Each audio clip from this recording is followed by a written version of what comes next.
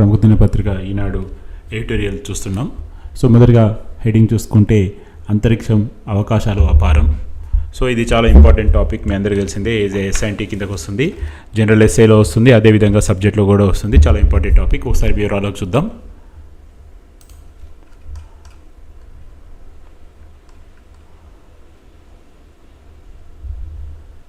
So టాపిక్లోకి వస్తే first పారాలో చూద్దాం. చంద్రుడిని స్పర్శించడం మానవ జీవితాలకి అమృత స్పర్శ, భారతదేశ అంతరిక్ష విజయగాథ. ఇది ఈ ఏడాది అంతరిక్ష దినోత్సవ నినాదం.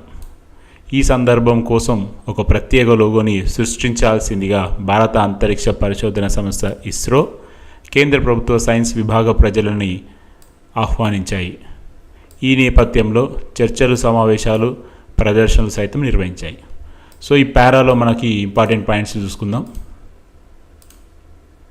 ఈ పారాలో మనకి ఇంపార్టెంట్ పాయింట్స్ ఏంటిదంటే, ఇక్కడ కొటేషన్ ఇచ్చారు. ఈ కొటేషన్ చాలా ఇంపార్టెంట్. ఈ కొటేషన్ ఏంటంటే, ఈ సంవత్సరం అంతరిక్ష దినోత్సవ నినాదం అని చెప్పేసి వీళ్ళు చెప్తున్నారు.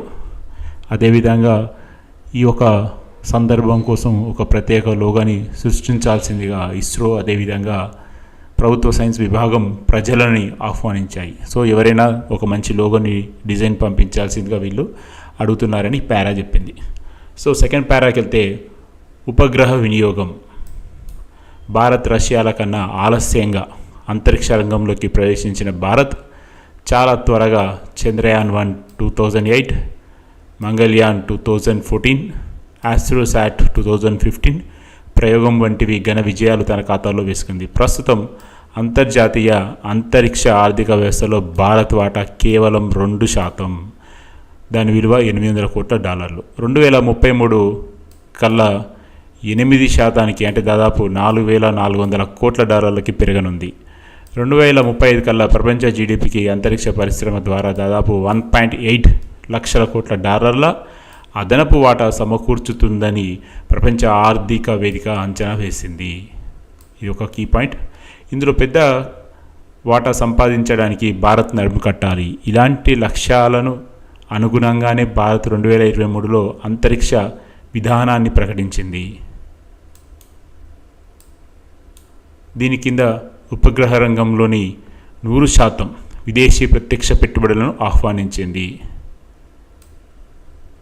2032లో కల్లా ఉపగ్రహ మార్కెట్ పరిమాణం $4,730 కోట్ల చేరనుంది. సో ఈ పారాలోని కీ పాయింట్స్ ఒకసారి మనం చూద్దాం. అమెరికా రష్యాల కన్నా ఆలస్యంగా భారత్ అంతరిక్ష రంగంలోకి వచ్చిందని చెప్పారు. వచ్చినా కానీ చాలా త్వరగా ఎదిగిందని కూడా వీళ్ళు చెప్తున్నారు.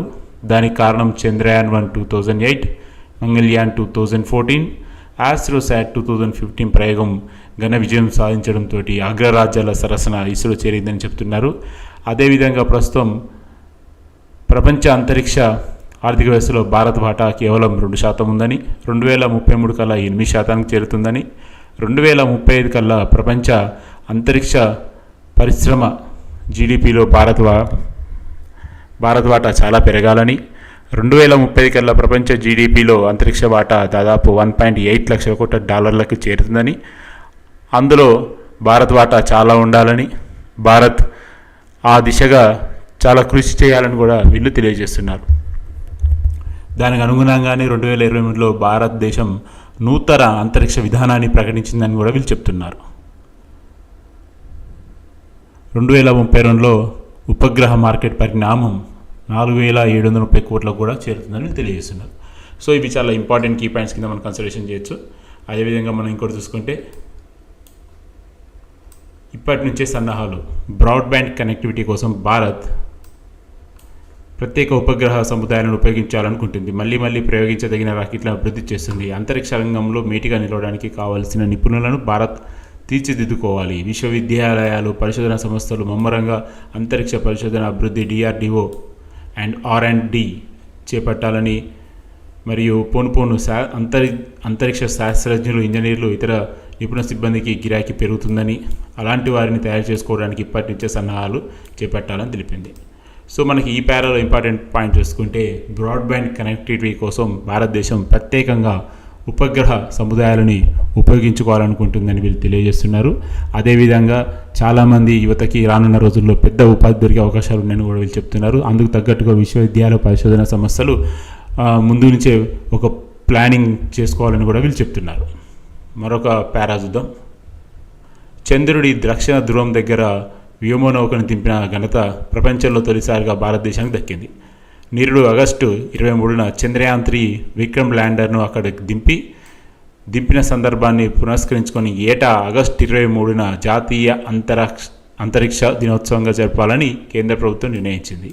నెల రోజుల పాటు భారత అంతరిక్ష విజయాలను ప్రస్తుతిస్తూ దేశమంతటా ప్రత్యేక కార్యక్రమాలు నిర్వహించుకోవాలని యువతకు స్ఫూర్తినివ్వాలని నిర్ణయించింది. సో ఈ పారాలో మీ అందరికీ తెలుసు, గత సంవత్సరం ఆగస్టు 23న చంద్రుడి దక్షిణ ధ్రువం మీదకి వ్యోమనౌకను పంపించింది భారతదేశం. అక్కడ చంద్రయాన్-3 ల్యాండ్ అయి విక్రమ్ ల్యాండర్ని అక్కడికి దింపి చంద్రుడి మీద ఉన్నటువంటి ఆనవాలను మన ఇస్రోకి పంపించడం జరిగింది. సో ఆ తేదీనికి గుర్తిస్తూ ఆగస్టు 23న జాతీయ అంతరిక్ష దినోత్సవంగా జరపాలని కేంద్ర ప్రభుత్వం నిశ్చయించింది. అదేవిధంగా మనం నెక్స్ట్ పారాలో చూద్దాం.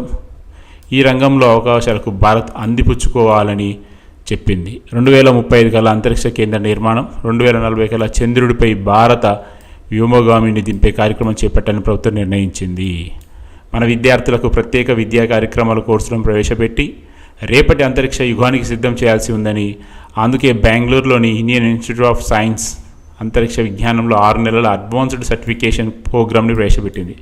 కనీసం 50% మార్కుల ఉత్తీర్ణులైన ఇంజనీరింగ్, సైన్స్ పట్టభద్రులకు ఏడాది పని అనుభవం ఉంటే ఈ కోర్సుకు దరఖాస్తు చేసుకోవచ్చు. భారత్ ఇంతవరకు విదేశీ ఉపగ్రహాల ప్రయోగం ద్వారా $17.40 కోట్ల ఆర్జించింది. 2047 కల్లా భారత్ని సుమారు $30 లక్షల కోట్ల ఆర్థిక వ్యవస్థగా తీర్చిదిద్దాలని ప్రభుత్వం లక్షిస్తుంది. అది నెరవేరడానికి అంతరిక్ష రంగం తన వంతు వాటా అందించగలదు. రాగల 5 ఏళ్లలో ఇస్రో 50 ఉపగ్రహాలను ప్రయోగించనుంది. అవి కృత్రిమ మీద AI సాయంతో పరస్పరం సంభాషించుకోగలవు. ప్రస్తుతం కమ్యూనికేషన్స్, గూఢచారి, భూ పరిశీలన ఉపగ్రహ వినియోగం పెరిగింది. ఇవి పంపే అపార సమాచారాన్ని, చిత్రాలను విశ్లేషించడం కృత్రిమ మీద ఎంతో ఉపయోగిస్తుందని అంతరిక్ష అంకుర సంస్థలు ఈ కార్యక్రమాన్ని జోరుగా చేపడుతున్నాయి. హిందూ మహాసముద్రంలో ఇండో పాసిఫిక్ ప్రాంతంలో భారత కార్యకలాపాలు పెరుగుతున్నాయి.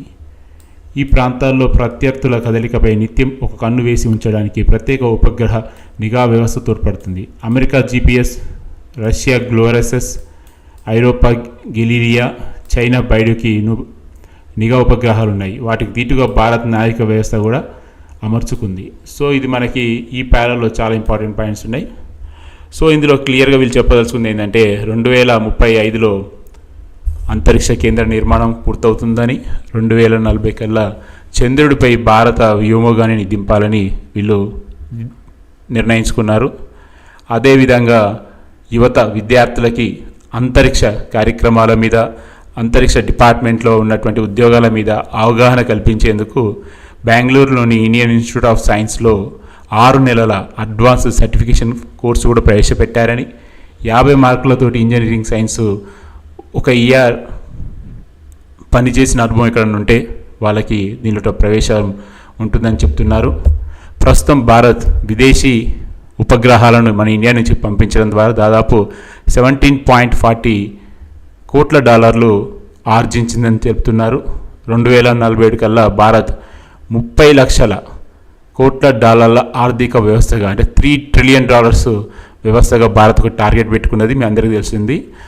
అందులో ఇస్రో వంతు వాటా కూడా చాలా ఉంటుందని వీళ్ళు చెప్తున్నారు.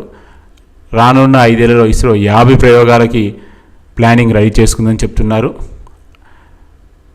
కృత్రిమ మీదతోటి రానున్న రోజుల్లో రాకెట్ ప్రయోగాలు ఉంటాయని, 2 రాకెట్స్ కూడా మాట్లాడుకోగలుగుతాయని, అదేవిధంగా అంతరిక్ష అంకుర సంస్థలు ఇస్రోతోటి చేతులు కలిపి ఉపగ్రహ చిత్రాలను విశ్లేషించడం, సమాచారాన్ని విశ్లేషించడంలో అవకాశాలు అందిపుచ్చుకోవాలని, హిందూ మహాసముద్రం, ఇండో పసిఫిక్ ప్రాంతాల్లో భారత కార్యకలాపాలు పెరిగాయని, ఆ ప్రాంతంలో ప్రత్యేక నిఘా కదలికల కోసం ఒక ప్రత్యేక ఉపగ్రహాన్ని కూడా పంపిస్తున్నారని, అదేవిధంగా అమెరికాకి జీపీఎస్, రష్యాకి గ్లోయస్, ఐరోపాకి గిలియా, చైనాకి బైడు లాంటి నిఘా ఉపగ్రహాలు ఉన్నట్టే భారత్ కూడా నావిక వ్యవస్థని అమర్చుకుంది. దాన్ని ఇంకా పూర్తిగా అభివృద్ధి చేస్తుందని వీళ్ళు తెలియజేస్తున్నారు. సో ఇవి చాలా ఇంపార్టెంట్ పాయింట్స్ లేటెస్ట్ డేటా కింద. లాస్ట్ పారా వచ్చేసి వడివడిగా ముందడుగు. అంతరిక్షంలో భారత్ గణనీయమైన విజయాలు సాధించిన అమెరికా, రష్యా, ఐరోపా సమైక్య, EU, చైనాలకు ధీటుగా నిలవాల్సిన పరిస్థితి ఉంది. దీనికి తోడు ప్రైవేటు భాగస్వామ్యం ప్రోత్సహించడంతో పాటు రాజకీయంగా దృఢ సంకల్పం, ఆచరణలు కావాలి. అదే సమయంలో అగ్రదేశాలతోటి సహకారం పెంపొందించుకోవాలి. అమెరికాతో భారత్ కుదుర్చుకున్న ఆర్టెమిస్ ఒప్పందాలు ఈ దిశగా పడిన సరైన అడుగులు. అంతరిక్షాన్ని పౌరుల ప్రయోజనం కోసం శాంతియుతంగా ఉపయోగించుకోవాలని అరెస్టా ఒప్పందం. 2025 కల్లా చంద్రుడిపై మళ్ళీ వ్యోమగాములను పంపాలని, 2029 కల్లా చంద్రుడి దగ్గర గల అంతరిక్ష కేంద్రాన్ని నిర్మించాలని కూడా ఈ ఒప్పందం లక్ష్యాలు. భారత అంతరిక్ష పరిశ్రమ 5G కమ్యూనికేషన్లు, quantum computing, AI, big data, 3D printing వంటి అధునాత సాంకేతికలు ఉపయోగించుకుంటూ ముందడుగు వేయాలి. సో ఇది చాలా ఇంపార్టెంట్ పేరా, ఎందుకంటే మీరు ఏ జనరల్ ఎస్ఐ రాసినా ఇది ఖచ్చితంగా డైరెక్ట్ కాపీ పేస్ట్ చేయాల్సిన డేటా, అంత ఇంపార్టెంట్ ఉంది డేటాకి. ఒకసారి సమరీగా చూసుకుంటే అంతరిక్ష రంగంలో భారత్ ఎన్నో విజయాలు సాధించిందని, ఆ విజయాలకి అక్కడితో ఆగకుండా ఆల్రెడీ